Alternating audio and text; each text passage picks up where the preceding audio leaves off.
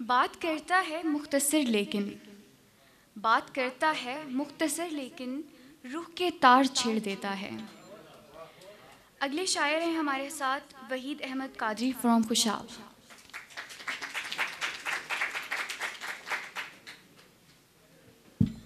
तीन अशार।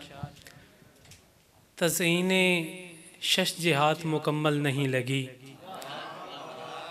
तज़ईने शश जिहाद मुकम्मल नहीं लगी, हमको ये कायनात मुकम्मल नहीं लगी। तज़ईने शश जिहाद मुकम्मल नहीं लगी, हमको ये कायनात मुकम्मल नहीं लगी।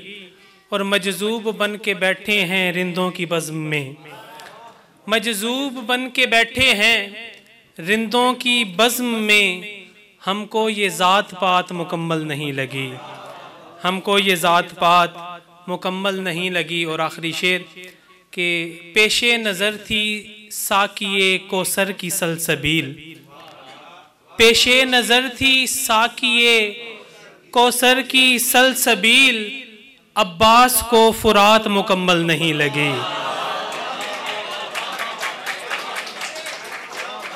पेशे नज़र थी ये साकिए कोसर की मुख्तलिफ नहरों का एक नाम है सलसबील, पेशे नज़र थी साकिए कोसर की सलसबील, अब्बास को फुरात मुकम्मल नहीं लगी, हमको ये कायनात मुकम्मल नहीं लगी।